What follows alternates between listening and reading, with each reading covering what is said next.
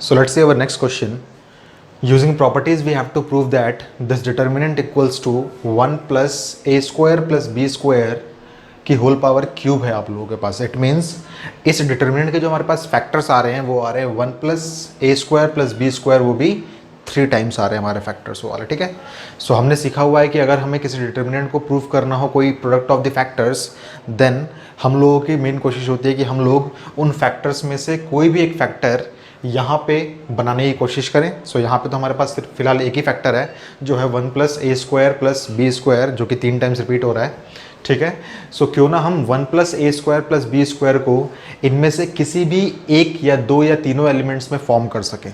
सो ध्यान से देखिए, हम लोगों के पास यहाँ पे 1 plus a square minus B square है, जो कि यहाँ पे प्लस बी स्क्वायर होता तो हम लोगों के लिए वो चीज़ अच्छी बात होती.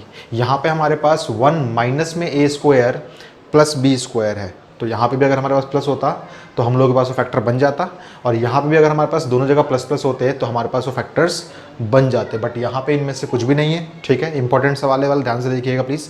ठीक है. सो आप लोगों को दो प्रॉपर्टीज़ पता है डिटर्मिनेंट की. वो प्रॉपर्टी क्या बोलती है आपसे कि कोई भी रो गिव्स वो रो प्लस में के टाइम्स ऑफ कोई अदर रो, या फिर कोई भी कॉलम गिव्स वो कॉलम प्लस में के टाइम्स ऑफ कोई और कॉलम. ऑलराइट.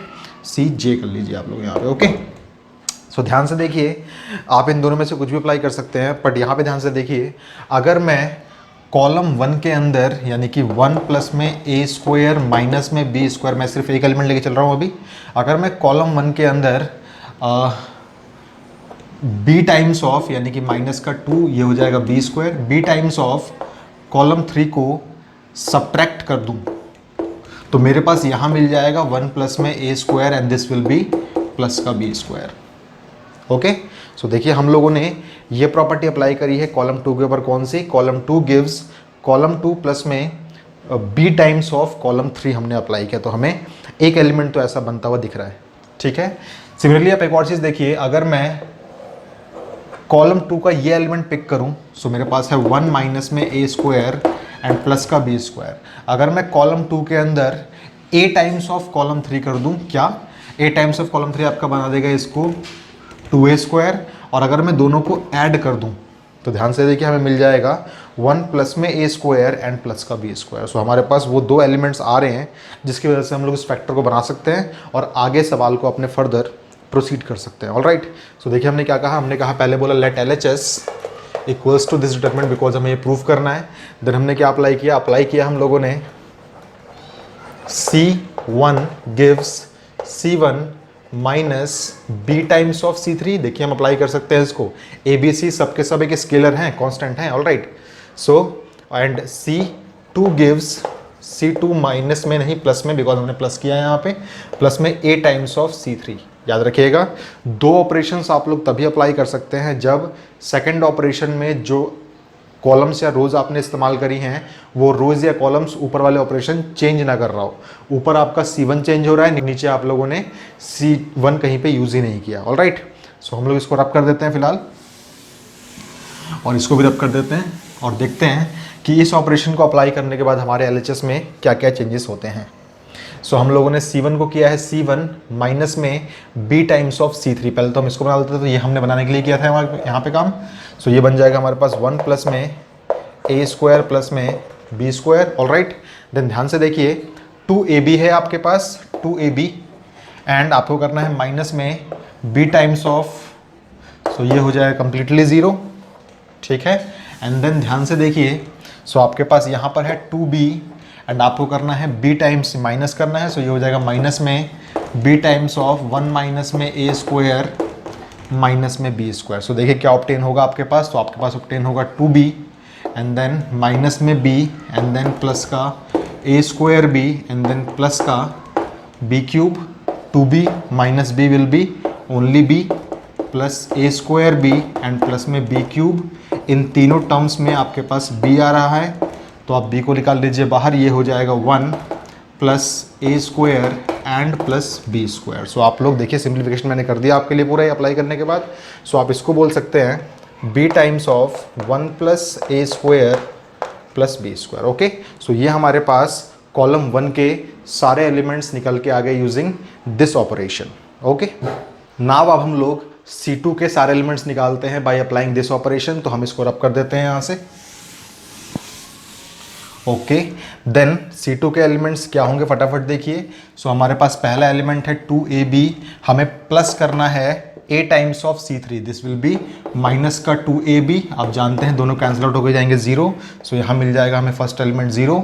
देन हम लोगों ने इसको 1 plus a square plus b square बनाने के लिए ही ऑपरेशन लगाया था, तो हम डायरेक्टली बोल सकते हैं यहाँ पे 1 प्लस में ए स्क्वायर प्लस में b square. Okay, and then minus का 2a में से आपको प्लस करना है a टाइम्स ऑफ 1 माइनस में a स्क्वायर माइनस में b square. So this will give us minus का 2a एंड देन प्लस का a माइनस का a cube and this will be minus का ab स्क्वायर। आप देखिए यहाँ पे ये और ये हो जाएगा माइनस का a, माइनस का हम इसको पहले लिख लेते हैं ab स्क्वायर एंड लिख लेते हैं माइनस का a क्यूब। एक चीज़ देखिए, हर टर्म में माइनस a है आपके पास, तो माइनस a आप लोग कॉमन लीजिए, आपको मिलेगा 1 प्लस मान लीजिए पहले लिख दे मैंने, तो ये हो जाएगा a स्क्वायर एंड देन ये हो जाएगा आपके पास प्लस का b स्क्वायर। ओके, ध्यान से देखिए, बस हमने कुछ नहीं किया, माइनस a कॉमन लिया है यहाँ से, ये हो जाएगा 1, ये हो जाएगा प्लस का a स्क्वायर, ये हो जाएगा प्लस का b स्क्वायर। सो आपको मिलेगा माइनस में a times of 1 plus a square